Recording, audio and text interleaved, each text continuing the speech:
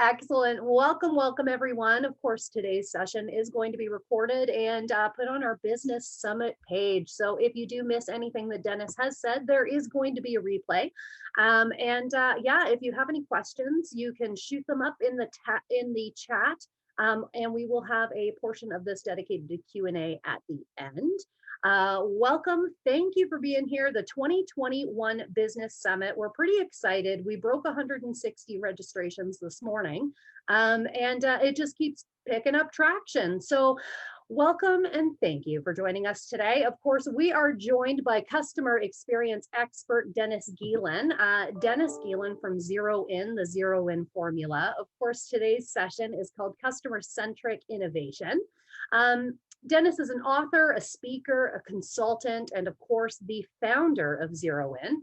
And we're going to deep dive into this workshop. So again, if you have any questions, go ahead and drop them in the chat. Go ahead and drop your contact information in the chat in case anybody wants to connect with you outside of this. And our sponsor recognition. So of course, we have partnered today with Peterborough and Kawarthas Economic Development to bring this business summit to all of you. And we are able to do that for free access because of our sponsors. Sponsors like BDC, Nexicom, Microwage, Peterborough Whitby have come together today to support us with this event and make it accessible for everyone. So again, the content does get recorded. It will be posted on the Business Summit page so you can access it at a later date. And then tomorrow, just to mark your calendars, we've got the networking tournament at 12 o'clock. And then at 4 o'clock, we've got the Funders Forum. So if you have questions about finances, funding that's available to you, you definitely want to attend that at 4 o'clock tomorrow. That being said, Dennis Geelan, thank you for joining us today, sir. Thank you very much for having me. Happy to be here. And I'm going to turn it right over to you for a deep dive in the customer-centric experience. Perfect. Okay, I'm going to share my screen and hopefully everybody can see this. How's that? We're good? Perfect. I guess I should dismiss my reminder that I've got a workshop right now. Okay, so thank you very much, Tiffany, and everybody that's here. Thank you so much for joining. Very excited and humbled to be hosting this workshop today. I love talking customer experience. I love talking customer centricity, and I love talking innovation. And today, hopefully it's not like drinking through a fire hose, but I'm going to try and throw as much of that at you as possible, because what we're going to really be talking about is how do you design the ultimate customer experience for your customers. And we're going to be going through a little bit of a formula here on how you do that. Some of the tools and templates I'll show you, we won't dive in too deep. Other areas we are going to take a deeper dive, but I will point you to different templates, different tools that you can do outside this workshop as well. So hopefully everybody walks away with something valuable that you can take away for your business. So just going to make sure my clicker is working here. And we're good. Okay. So, like Tiffany said, I'm Dennis Geelan, the founder of Zero In. I am a customer experience and innovation consultant. I work with businesses worldwide. I'm an author, I'm a speaker, and so delighted to be here to share with you today. One little piece of surprise that we have that we did not announce ahead of time is that at the end of the workshop today, we are going to be doing a draw to give away a free audio book download of the Zero In formula. So stay to the end, you might be the lucky winner. Before we start diving in though, I'd like to just get a little bit of a sense of everybody that's on the call today, so I can make sure that I'm speaking your language and making sure giving you some different pieces of information that are valuable to you. So in the chat, can you just type in what industry you're in today? And I'll make sure I try and cover off everything that would be applicable to you in your industry. So feel free to jump in the chat, just say what industry do you work in? Are you in retail? Are you in software?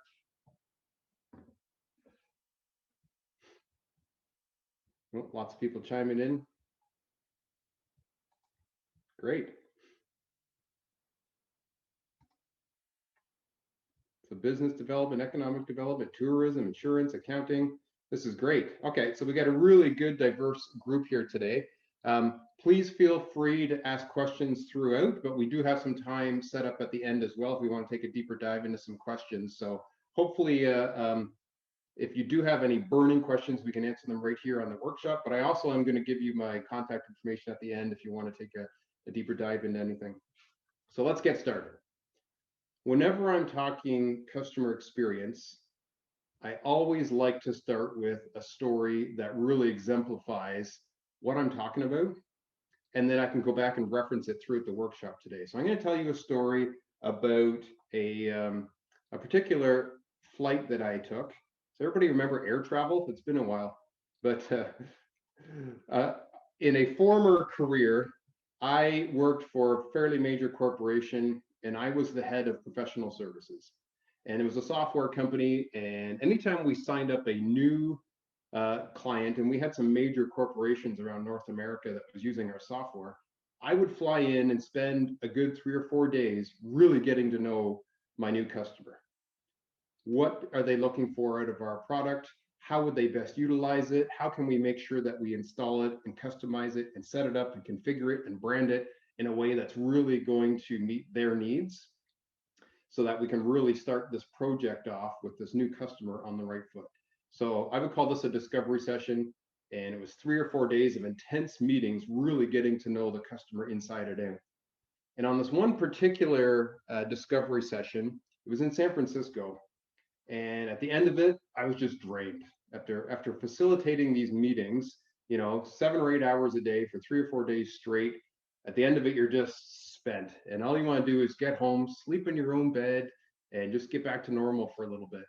And I was flying back to Toronto from San Francisco, and the flight started like any others. You get there, you go through security, the whole rigmarole, you wait, you finally board your flight, you're ready to go, you're tired, and I get on the plane, and my seat is about third from the back. So great, one of the earlier ones to board, but pretty inconvenient. I'm right back by the washroom where everybody's going to be coming. I'm the last that's going to get served any sort of food or drink. I'm probably the last that's going to get off the flight, but oh well, I'm on my way home. I finally get settled into my seat. I'm sitting down, and I start seeing a flight attendant walking back towards me on the plane. And when she gets about 15 feet away from me, she locks eyes with me. I was like, oh, this doesn't look good.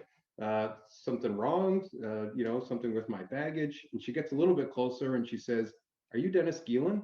And I was like, oh no, what is going on? I just want to get home.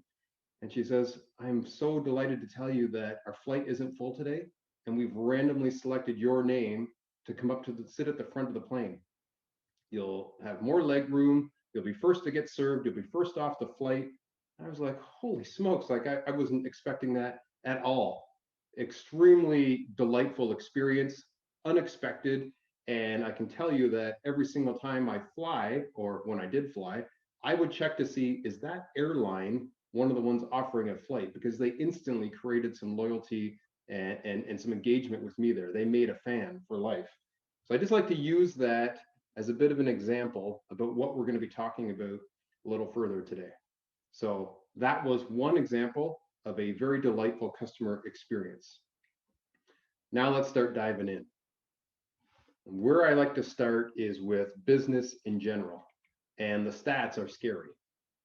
In fact, if you look at some of the surveys, some of the assessments that have been done over the last few years, what we find is that hundreds of thousands of new businesses are started every year. In fact, I think in 2017 in the United States, 600,000 new businesses were started that year. That's incredible. That's amazing. We got all kinds of great entrepreneurs out there. We got all kinds of people with the drive and the passion to start a new business. But those same stats, those same surveys also tell us that 20% of those businesses don't even make it past year one. Right off the bat, hundreds of thousands of new businesses fail to really even get off the ground. Of the ones that do, 45% don't make it to year 5.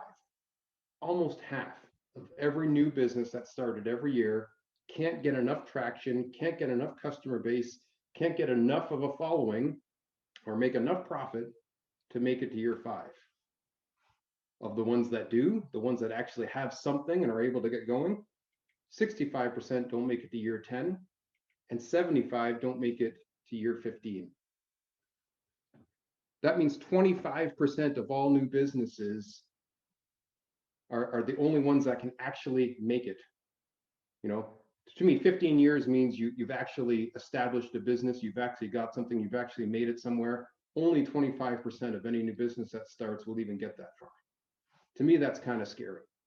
And what I like to do is work with businesses to help them buck that trend. How do we not be that statistic? What do we need to do to build that foundation in order to make it long term? And not just make it, but thrive, to build a brand that customers love and a company that people are passionate to work for. That should be the goal.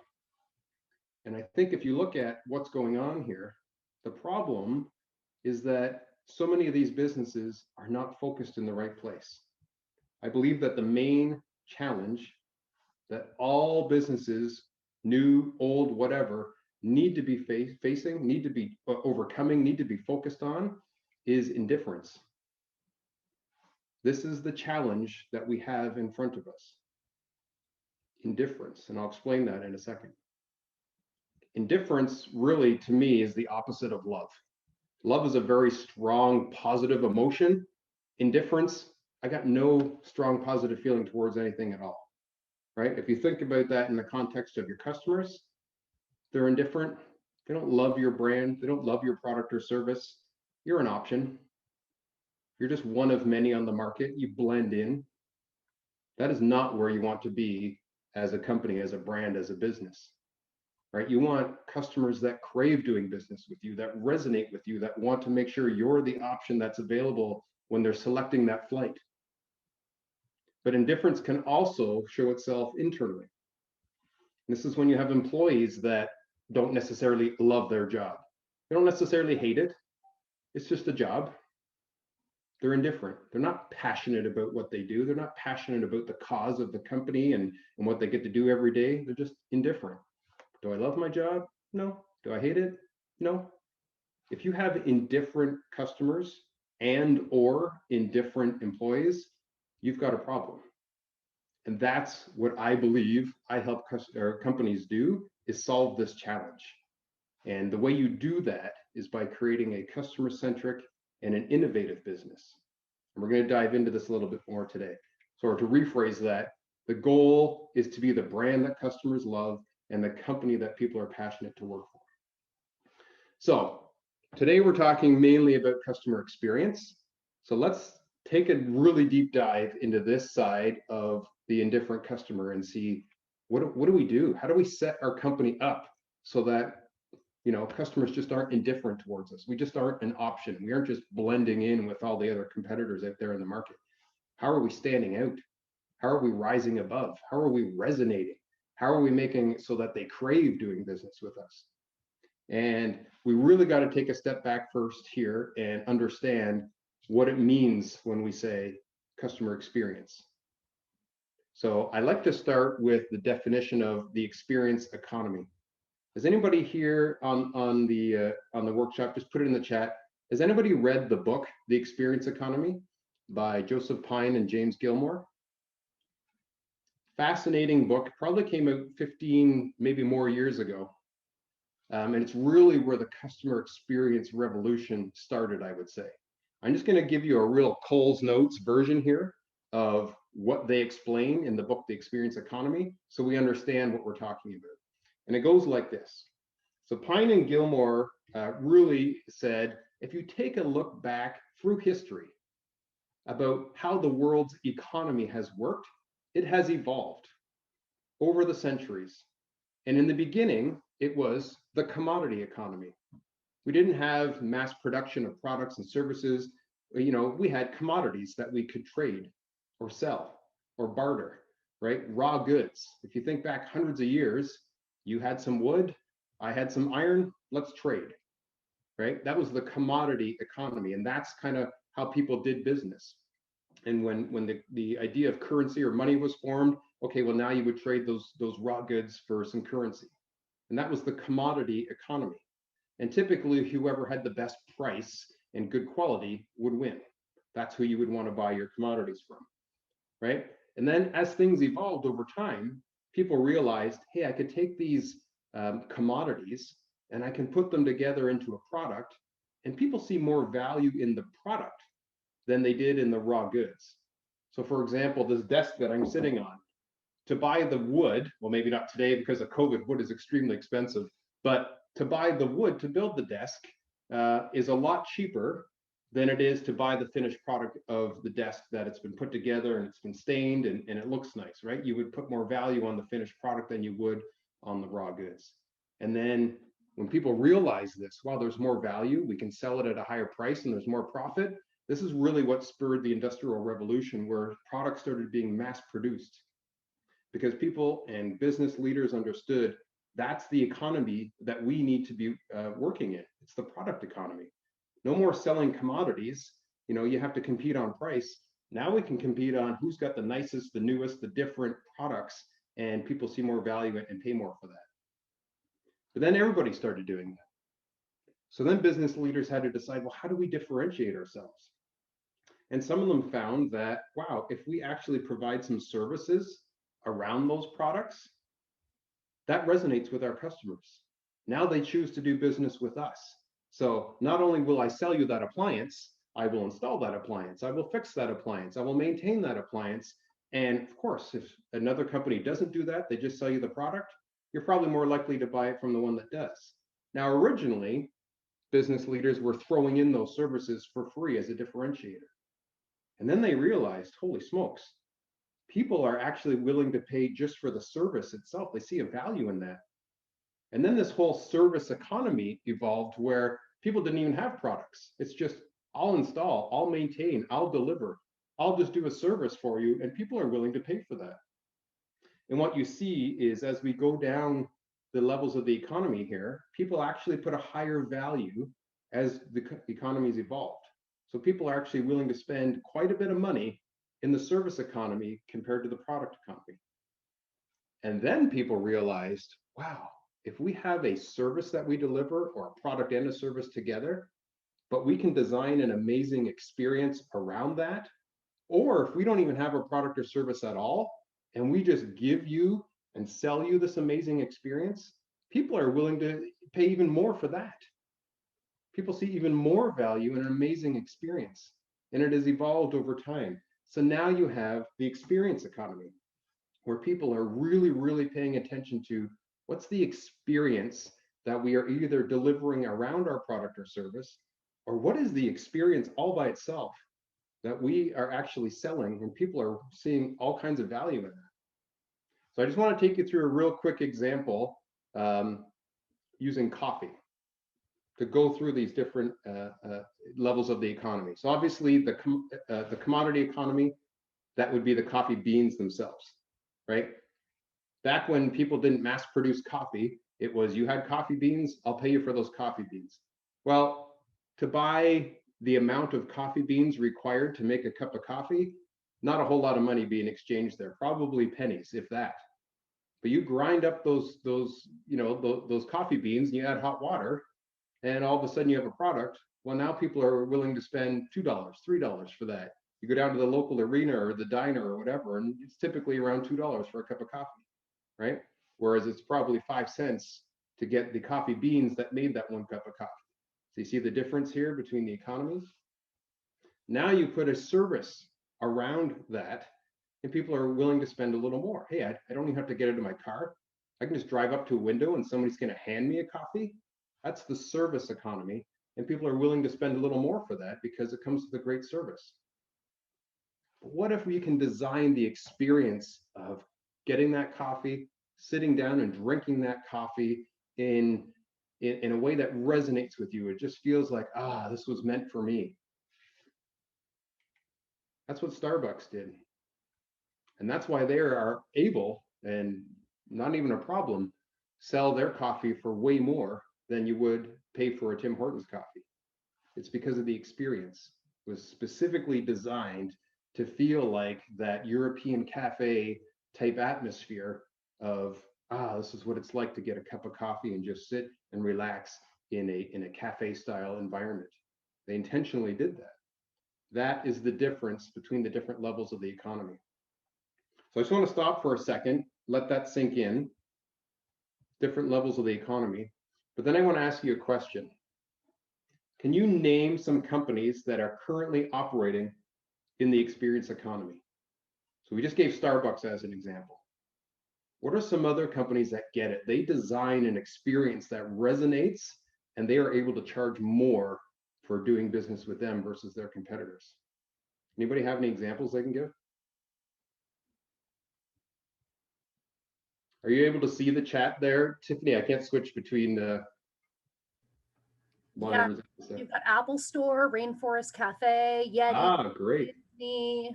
Yeah. Disney's another great example, right? Like, it's not an amusement park, it's a theme park. You go to Disney and everybody is in Disney character. Everything is Disney. Nobody breaks character. It's like you are in Disneyland, right? And they've created this experience that, hey, if you like Disney, we're going to blow your mind if you come here, right? They've created this and they understand the experience economy. So that's great. So how do you do that? What does this look like? How do you do this for your business? That's great, Dennis, but I'm not Disney. I'm not Apple. I'm not Starbucks, right? I'm in a different industry. Well, I believe any industry, any business can design the ultimate experience for their customers, but it doesn't happen by accident. People don't resonate with Starbucks just because. Starbucks intentionally, in fact, they hired a guy from Nike and asked him to spend a whole year researching what do people really love about drinking a cup of coffee and how do we put that into our atmosphere. This was no accident, right? Disney has gone right down to every single detail of going to their theme park to make sure it is awesome and it resonates with the Disney audience. So I'm going to take you through a 4-step process that I like to use when I'm working with companies to design the ultimate customer experience for them. The first 3 steps we're going to go through a little high level and quickly because the last step is the one that I'm sure you're really going to want to dive into today in more detail, and that's what we're going to spend more time on. But it's really a 4-step process that looks like this: why, who, what, and how. And I'm going to show you some strategies and some templates for each one of these steps so that you can take this away today and start applying this for your business, and you have a much better understanding of how do I design the ultimate customer experience for my customers. So we're going to start at the top with why, and I'm sure you've all heard of Simon Sinek's famous book, Start With Why. So of course we have to start there with why. What I'm talking about here is truly understanding what are the higher level objectives that people have for purchasing our product or service. Let me put it to you this way. People do not buy your product or service. They buy what your product or service can do for them. Nobody wakes up in the morning and says, hey, I want to buy a new whatever. There's something that's causing them to think that's the end result is I have to buy that, right? So a quick example, people don't purchase expensive clothing. They purchase an image. Maybe I have a job interview tomorrow and I really need to impress. I need to have the right suit that is going to impress for this job interview, right? I didn't wake up in the morning and say, I think I need a new suit today. It's, I need to look good at that interview tomorrow, right? Another example would be DVD players in the backseat of minivans, right? Nobody says, hey, I think I want a DVD player in the back of the minivan. It's, I want to keep my kids entertained so I can have some peace and quiet when I'm driving on that long road trip, right? So peace and quiet for mom and dad is what they're buying, not the DVD player. And those are just some quick examples of higher level objectives that people have when they're buying your product or service. So you got to spend some time really understanding what are the higher level objectives, or jobs to be done is what it's actually known as in my world. And there's a whole toolkit and strategies and methodology around understanding what are the jobs that people are hiring my product or service to do for them, right? So that's the start with why. It's jobs to be done. And people do not purchase your product or service. They purchase what it can do for them. So not maybe right this second, But as some homework today, I want you to take away and list what are the top three main jobs that people are hiring your product or service to do for them. Now, when you're going through that process, you're doing this out of your own, I think my customers like this, or I think my customers want that. There's some assumptions there. It's a start, and it's probably somewhat accurate, but you are making some assumptions and there's room for error there. If you really want to dive in to the mind of your customers, like I said, there's a whole industry around jobs to be done theories and strategies. If you go to my website, zeroin.ca, I have a bunch of free templates on there. You don't have to put in your email address. You don't have to pay anything. I don't even know you've been there. Just go and grab them and download them. They're all free.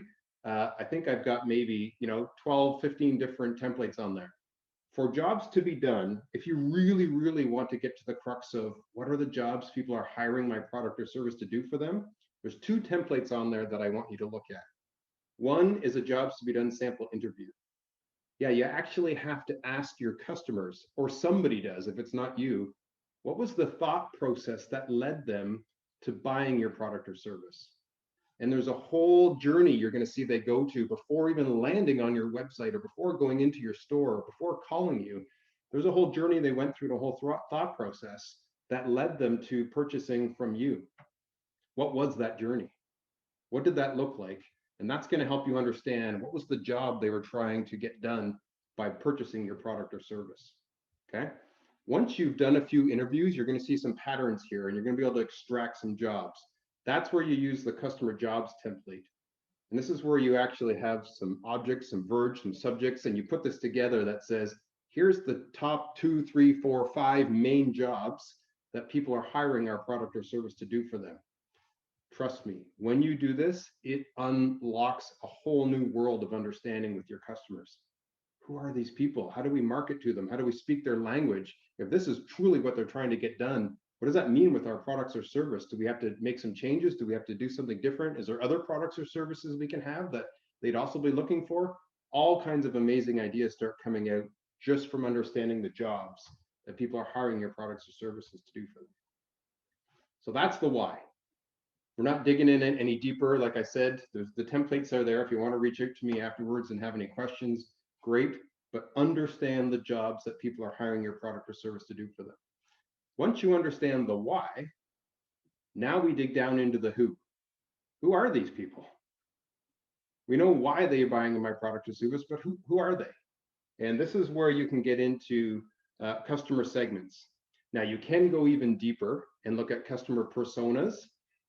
In my experience, I found that personas is typically a little too far and not needed. So just a quick explanation. Customer segments is when you have a generic group of people, families or people aged between this age and this age, or people, in post-secondary education. A persona is when you bring it right down to a very specific individual. This is Joe. He's a single dad. He's living on this fixed income. He lives in this area, and you've kind of really tried to define a very specific person that would be buying your product or service. I don't like to subscribe to the customer persona way of doing things. I find it's a little too much and it's overdone, and you could be missing or trying to fine tune too much who your audience is. And even with segments, sometimes don't put a square peg in a round hole. If you can't generalize, hey, it's this kind of group of people that would use my product or service, or you can't segment them, don't do it just for the sake of doing it. There's a joke that Jerry Seinfeld used to tell probably like 20 years ago, and I'll probably butcher it, but I'm not Jerry Seinfeld. So it goes something like this. My parents just moved to Florida. They turned 70. They didn't want to go, but that's the rules. Once you turn 70, you got to move to Florida, right? But it's the same thing with customer segments or customer personas. You'll hear a lot about this. You got to do this. You got to find your perfect customer. You got to find your avatar, your persona. Maybe. It depends on your business. It depends on your industry. It depends what you sell. Not always. So my caution here is only do this if you're finding very different and distinct jobs that people are hiring your product or service to do for them. If there's two very different jobs, maybe you do have two very different groups of people, or maybe you actually do have some personas. But if you're finding that the jobs can apply to a very large, wide variety of people, don't go and trying to segment them if it doesn't make sense. Okay? So a quick example of what it could look like to segment your audience. Let's do this together. How would you describe the typical Tesla owner? Maybe put in the chat, what are some words, what are some phrases, what are some things that a Tesla owner would want, would look like? How would you describe them? Anyone? You've got high-end, progressive, Yeah. hip, Yeah. green, Yes. environmentally conscious. Yes. Perfect. That's great right there. So we've got, they care about the environment. That's why they're buying an electric car instead of a gas-powered car. They're kind of hip and maybe affluent. This is not a smart car that they're getting at a very cheap price. This is a Tesla. This is a high-end car. This is a good-looking car. This has some prestige with it, right? So you can start to see, oh, do we actually have a segment here that we can put together? Yeah, we do. You have to probably make a certain amount of money, and you have to care about the environment, and you have to care about your image. Well, that's not everybody. Now we can start to define this a little bit. But with Tesla, they also make different types of cars. So they probably do have different subsegments, right? Somebody who's buying their SUV is probably a family, right? They need more room. They got the soccer moms that have all the soccer equipment, and so they got to put stuff on the roof with the roof racks. So they're not buying the Tesla sporty sedan, they're buying the Tesla SUV, and vice versa. You know, you got a single person in their 20s, a really high-paying job. They care about the environment, but they've got the money to spend. They're going to buy the sporty Tesla sedan car. They're not buying the SUV. So slightly different segments there. So that's just a quick example of how can you and when should you segment your customer base. Again, on the Zero In website, there's a few templates there that can help you with that. If you do segment your audience, there's a segment template there to help you find different ways of segmenting them, if it makes sense. Could be by geography, could be by occupation, so on.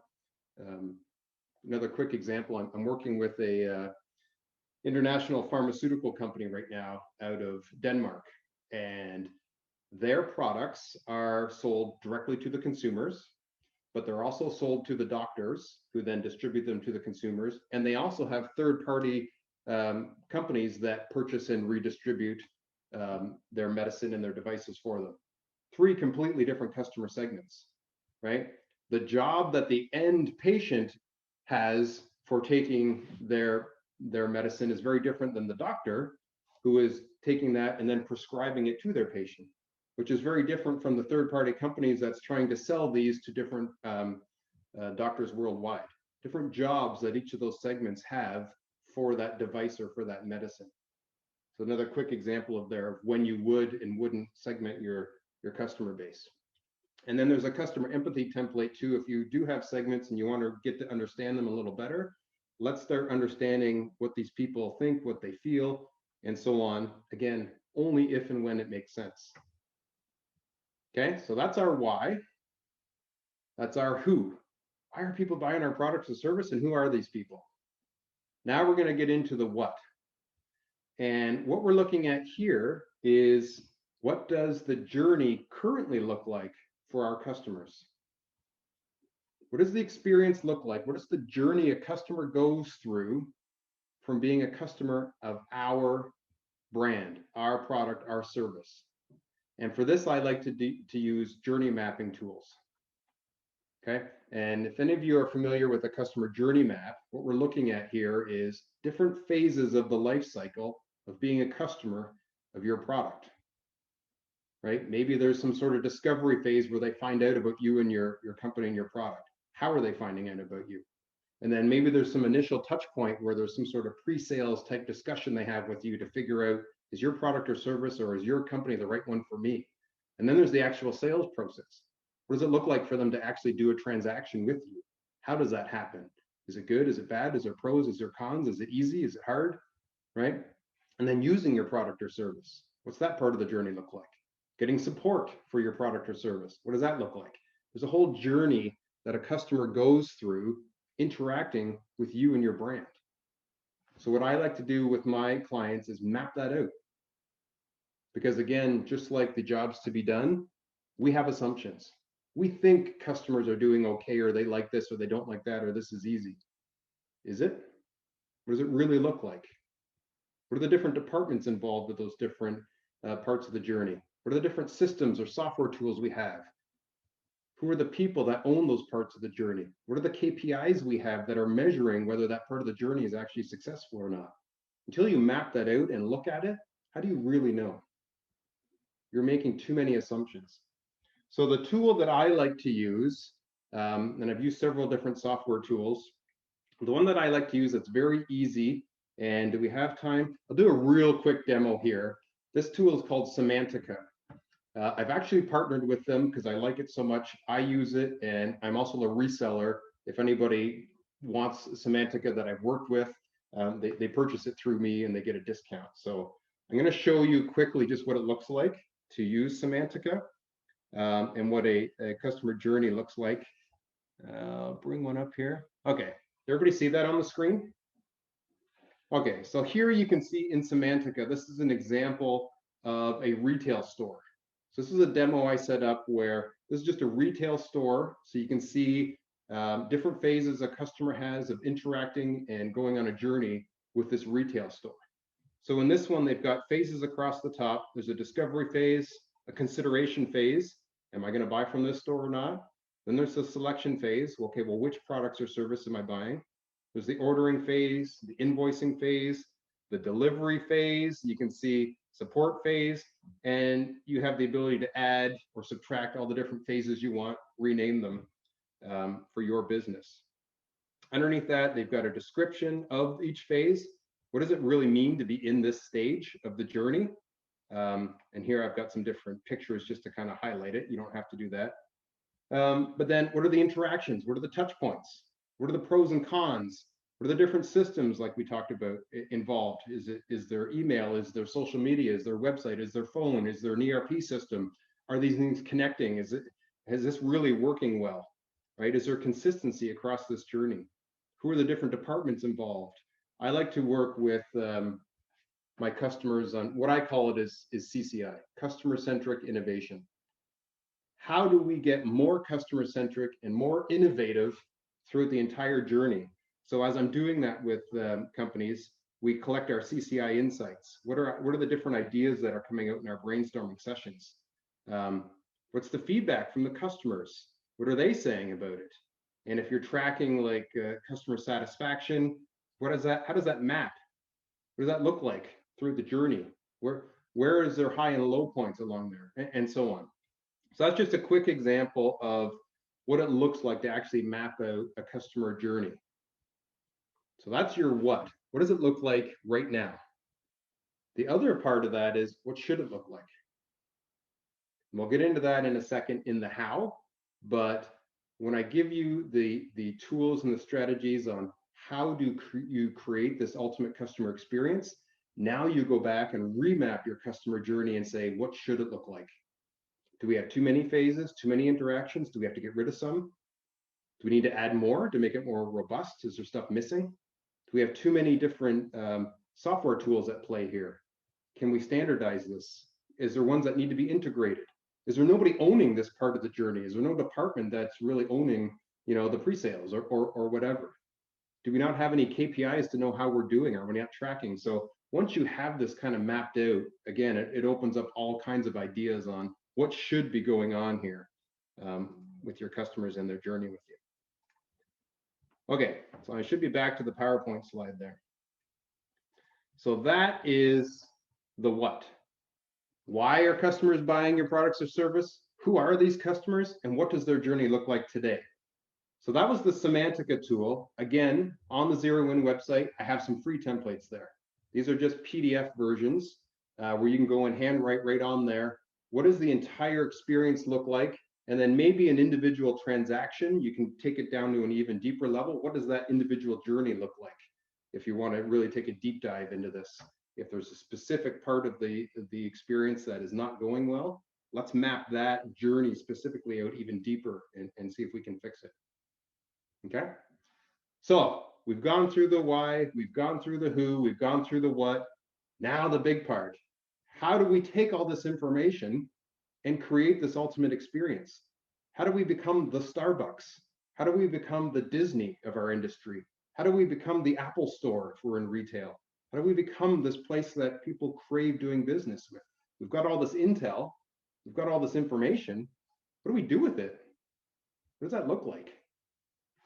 So in a quick workshop like this, I like to show an acronym that is going to get you 90% of the way there. And this is what I call Super CX. And it's an acronym because each letter stands for something that you want to embed in the experience for your customers.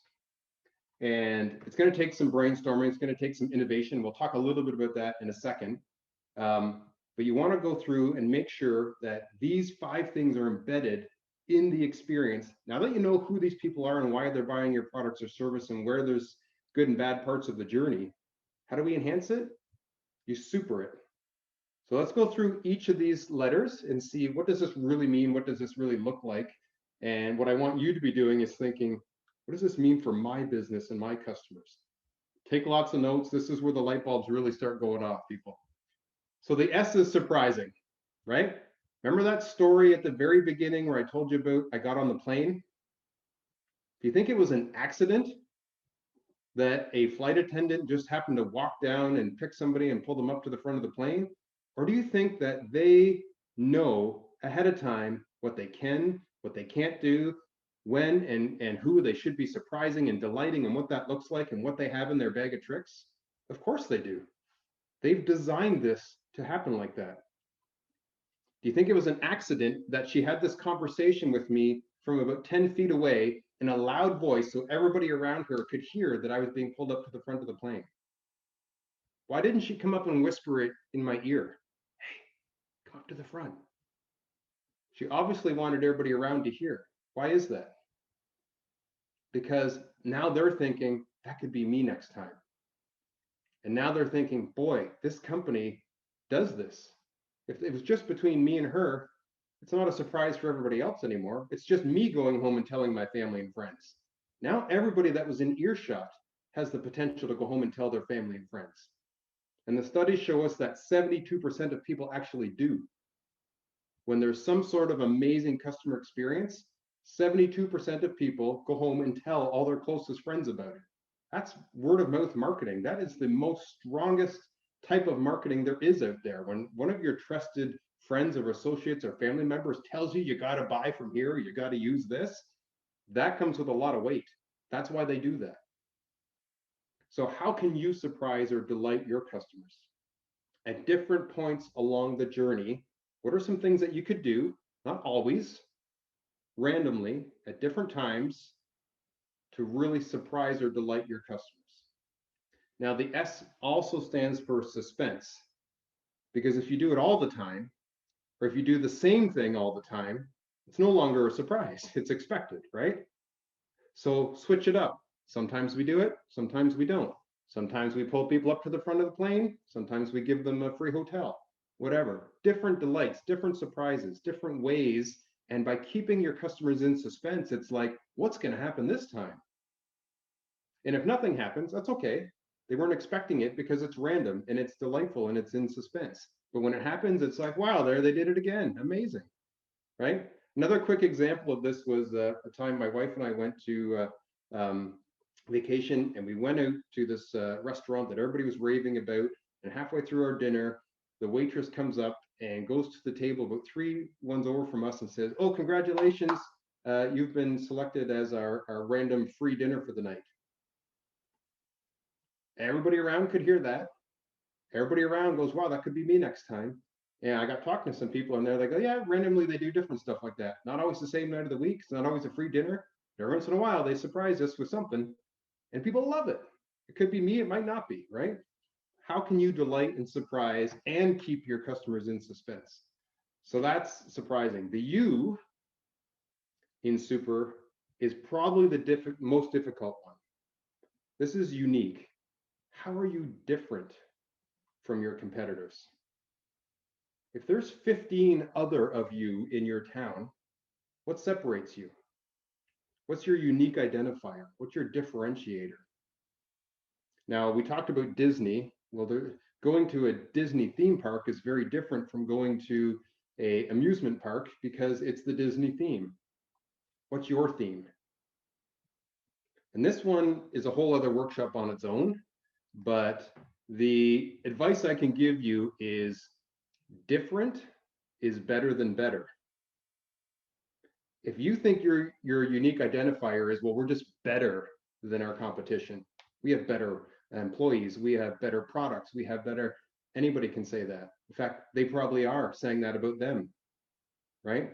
What's different about you that they can't claim? What's your unique identifier? What's your differentiator? There's a whole way of going through trying to figure this out for yourself. But once you do, man, that makes the experience of doing business with you so different than any other company in your industry. Okay, so that's unique. The P is personalized. How do you personalize the experience as much as you can with your customer? And by personalize, I mean, it feels like it was meant for them. Like I'm like, wow, that was Dennis. They designed that experience for me. Are there ways that you can personalize it so it's tailored towards them? If we go back to the Starbucks example, how does Starbucks personalize the experience? A very small, simple thing that they do. Anybody in the chat? How does Starbucks personalize the experience for you when you're in there? Store looks the same for everybody. What do they do? Got name on the cup coming up. Yeah. I'm going to throw out, they'll customize anything. Exactly. How do you want it? And what's your name? Simple. How can you do that? What's your Starbucks name on the cup? What's your way of personalizing it and customizing it where you can? Obviously, it's got to be within reason. You can't spend all kinds of time and money, but where can you? If you're a restaurant, can you have it so they can dim the light at their table so it's the way they want it? Is there a way to have the music or the ambiance for them? Maybe they can, maybe you can't. What can you do? How can you personalize it so it feels like, oh, that was meant for me, right? Next one's engaging. E is engaging. How do you include the person in the experience? If this is for them, if your whole reason of being is to do a job for a customer, how do you include them in that? What does that look like? How do you engage with them? And I'll tell you a little secret here too. You can go beyond just engaging with them in the transaction. You can engage with your customers in the growth of your company. What's working for you? What do you think we should do next? What have you really, seen that you like when we do that? When you really engage with them and make them feel like they're part of the growth of your company, now you've gone from customer satisfaction to customer loyalty to customer goodwill. And there's a whole chapter in the Zero In formula where I talk about this. There's a difference here. If you design an amazing experience, you're creating goodwill, or you're creating loyalty, sorry. Hey, that was meant for me, I loved it. But now you're including me in what should we do next, and you're asking for my opinions. And yes, I know you can't do everything, and you might not do what I asked, but you asked. Now they feel like they have a little bit of a stake in, hey, I helped them get there. Hey, that was my idea. Hey, they asked me, and look, I see them doing that now. Now you've gone even beyond. Now you've created this goodwill where they aren't just loyal to your company, they feel like they're part of it, right? Where can you, and again, within reason, no square pegs and round holes here, but where can you engage with them in the growth and the journey of your actual company? That will really light a fire on your customers. So that's engaging. The R is repeatable. Remember that customer journey map we looked at? What if the pre-sales was amazing and then the actual buying process, woo, that stunk. Is that a great, consistent, repeatable experience they're getting all throughout the journey? No, if you want a truly great experience, it has to be good throughout. So after they bought from you, the support and the maintenance and the service or the whatever has to continue to be good, or else that's what they're going to remember. The last transaction they had with you was a bad one. That's now their customer experience. So it has to be repeatable. If you're putting things in place, if you're creating a theme, if you're personalizing and you're engaging, it has to be through all phases of the customer journey. So each of those different departments, each of those different people have to be trained on what does this look like, and it needs to be consistent, not just throughout the journey, but every time they come back, it needs to feel consistent. How many people have ever called into some sort of telephone or cable or satellite help desk, and one time it's a great experience and the next time it's, man, I was on the phone with 5 hours and they passed me around to 3 different people and nobody could solve it? Two very different experiences that were not consistent or repeatable, right? How do you make sure that your employees are set up to deliver a consistent and repeatable experience? If you can put these 5 things into each phase of your customer journey, you are going to blow their mind and you are going to create raving fans. Now, doing this sounds great on paper, but now we're talking about brainstorming. Now we're talking about innovating, about what do we do to surprise? What is our unique identifier? What are some great ideas to personalize? This is where you have to get more into the innovation side of things. And we're almost out of time, so just a couple quick tips here. When I'm doing innovation brainstorming sessions with companies, there's a couple tools I love to pull out of my toolbox. One is the Think Pack Innovation Card Pack. I've got it here. So this is a deck of cards, and it asks you all kinds of amazing questions. Whoa, I think I hit my mouse there. Asks you all kinds of amazing questions to get you to think differently about what you're brainstorming, okay? Another pack of cards that kind of looks at it from different angles as well is one called the Sneaker Fish card deck. This is the classic deck, and this one is from actually some friends of mine that I've met over LinkedIn. They're called Traction Strategy. They're out of Vancouver and Toronto. If you go to their website, I might even have it on here actually, they have all kinds of tools. This one's my favorite. Yeah, there's their website there. It's called innovateordinosaur.com. Love that name.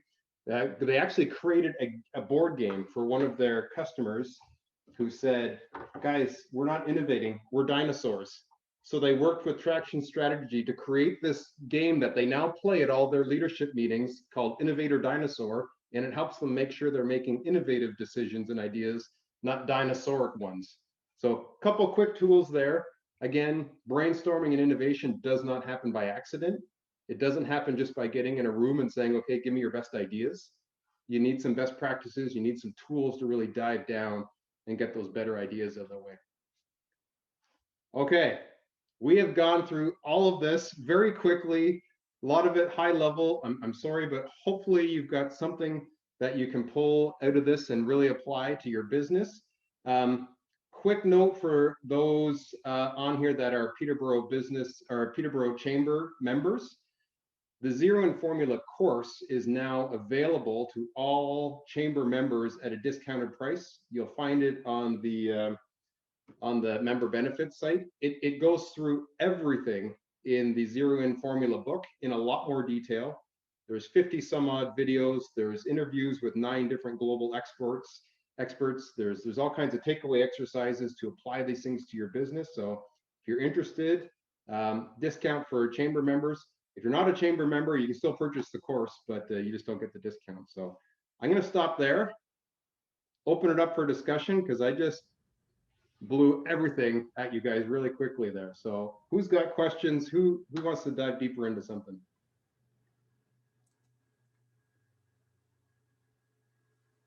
There was tons in that presentation, Dennis. Thank you so much. That was super. I'm just taking a quick look at the chat and I'm just going to see if I got any DMs. If you have a question for Dennis, now is the time. I got a good one for you, Dennis. Customer-centric. How do you battle a negative review online? Just curious. I think the first thing is to acknowledge it, right? Um, if you argue online, well, that's not going to look good. If you deny it or ignore it, well, that's not going to look good. I think you want to acknowledge it and then try and take it offline and interact with the person personally. If you can diffuse the situation and acknowledge it online and then take it offline, you're bound to have a much better, more personal discussion with the person. But yeah, that can be tricky, especially if somebody's really emotional, right? Absolutely. Yeah. Excellent. Dennis, if we want to reach out to you because we have a question, we want to ask you about your program, we want to grab a Yep. copy of your book, how do we reach out to you? Yeah, so I've got my different contact information on there. There's the Zero In website, there's my email address, and LinkedIn is probably the social media network that I'm most active on. I connect with all kinds of people on that. So please feel free to reach out any of those ways. Excellent. And as Dennis mentioned, there is a free audio book that he is giving away to one of our attendees. So I'm just going to close my eyes and I'm going to scroll. And then wherever I stop, I'll just call it a name. Perfect. Jamie Coughlin. All right. Congratulations, Jamie. So, Jamie, if you could send me an email, I will email you back a link that's got a promo code for the free download of the audiobook version of the Zero In formula. So congrats, Jamie. I hope you enjoy it. And this was a lot of fun today. Thank you so much, Tiffany. There we go, for having me on today. Do you plug? Thank you, Dennis. Grab a copy of Dennis's book. Check out his member benefit, peterboroughchamber.ca. If you have a question for Dennis, customer service, you name it, reach out to him. Thank you for joining us today, Dennis. We truly appreciate your expertise in our business summit this week. And that being said, we're going to roll down and get you out of here right on time. So thank you, everyone, for joining us today with Dennis Gielen. This, of course, was recorded. We are going to get it branded and up on our website so you can share the link with your teammates. You can share your link with your peers. And of course, we could not do this today without our partners, Peterborough and the Kawarthas Economic Development. We have worked really hard to bring this business summit to all of you. And of course, the access is completely free. Thank you to our sponsors, BDC, Nexicom, and Microwage. Have a wonderful day, everyone. Tomorrow, 12 o'clock, networking tournament, and then 4 o'clock is the Funders Forum. Have a great day. Take good care. Tag us online. Thanks, everybody.